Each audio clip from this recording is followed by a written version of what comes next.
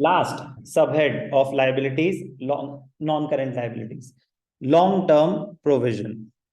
बचपन में हमने एक चैप्टर पढ़ा था प्रोविजंस एंड रिजर्व्स, तो सर वो तो भूल गए, कोई बात नहीं, कोई रोल नहीं है, बस एक टर्म याद दिला रहा हूं कि प्रोविजंस क्या होते हैं। Provisions are the amounts set aside to meet a known liability but the amount of which can not be ascertained with accuracy.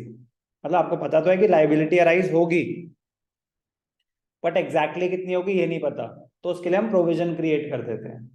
अगर तो एक्चुअल लाइबिलिटी पता है तो वो लाइबिलिटी के नाम से आ जाती है। अगर 10 लाख का लोन है तो लोन आता है ना 10 लाख का, कोई प्रोविजन थोड़ी ना है, वो एक्चुअल लाइबिलिटी है।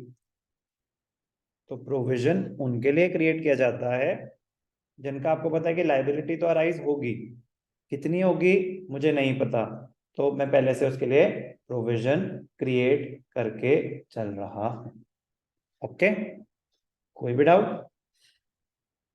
Provision is the amount set aside to meet future liability, the amount of which cannot be determined with accuracy but is estimated amount होते हैं।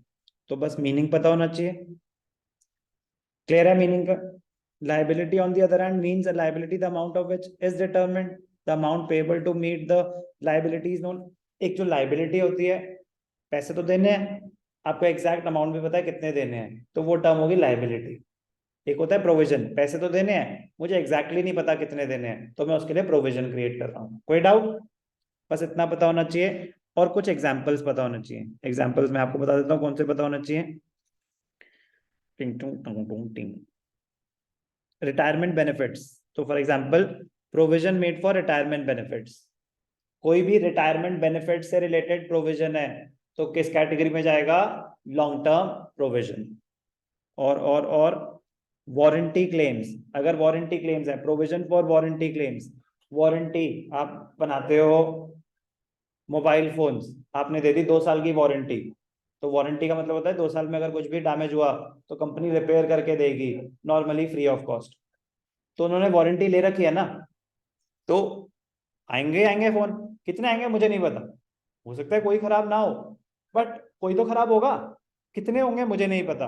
तो एक प्रोविजन क्रिएट करके सेट असाइड कर दिया इतना अमाउंट कि वारंटी जब होगी तो कंपनी का तो खर्चा होगा ना उसके रिपेयर में, आपसे चार्ज नहीं कर रहे, तो प्रोविजन क्रिएट करके चल रहे हैं। तो एक एग्जांपल हो गया provision relating to retirement benefits, provision for warranty claims. और एग्जांपल्स पता होने चाहिए, provision for gratuity, provision for earned leave. Gratuity is the amount payable amount payable to the employees at the time of retirement again retirement से related एक amount है, जब employ retire होगा तो देने तो है ही, तो उसके लिए पहले से प्रोविजन क्रिएट करके चलो, बट वो एक करंट नहीं है, नॉन करंट लायबिलिटी है, लॉन्ग टर्म प्रोविजन। ऐसे ही पेंशन से रिलेटेड अगर कोई आ जाए, तो मैं कह रहा हूँ कोई भी रिटायरमेंट बेनिफिट से रिलेटेड, ग्रेचुइटी से रिलेटेड, अर्न लीव का मतलब होता है एम्प्लॉयज को हर साल कुछ छुट्टियां मिलती हैं, अब वो छुट्टी ना लें तो अक्यूमुलेट होती रहती हैं लीव्स, जब वो रिटायर होते हैं ना तो उतने उनको पैसे मिल जाते हैं कि जितनी उनकी छुट्टियां अक्यूमुलेट हो गई और उन्होंने नहीं ली, तो अर्नड लीव कहते हैं उसे। क्या कहते हैं? आपने लीव्स अर्न कर ली, कंपनी कहती है मत मारो छुट्टी, आपको और एग्जाम्पल हर महीने 2 छुट्टियां इंटाइटल्ड है, आपने पूरे साल छुट्टी नहीं मारी, कोई भी अलग अलग बात, कोई छुट्टी नहीं मारी, तो 24 अर्न लीव्स अक्यूमुलेट हो गई, तो आप 24 डेज के पैसे ले सकते हो कंपनी से। तो ये वो है, तो कंपनी को तो पता है ना कि देने पड़ेंगे, कितने देने पड़ेंगे एग्जैक्टली नहीं पता, बट वो तो अक्यूमुलेट होते रहते हैं होते रहते हैं।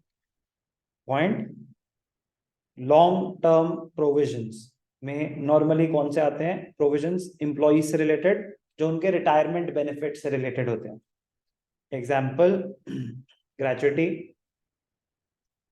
पेंशन, ऑन लीव, और एक और टर्म आई थी, टर्म नहीं आती, उन्होंने बताया कि रिटायरमेंट बेनिफिट से रिलेटेड।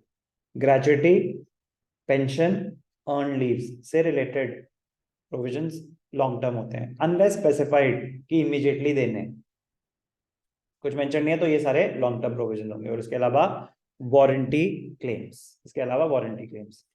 अब नॉन करंट लाइबिलिटीज में है तो 4 सब हेड्स, जिनमें से 2 की अकाउंटिंग ट्रीटमेंट कोर्स में नहीं है, अकाउंटिंग ट्रीटमेंट कोर्स में नहीं है, प्लेसमेंट तो पता होना चाहिए।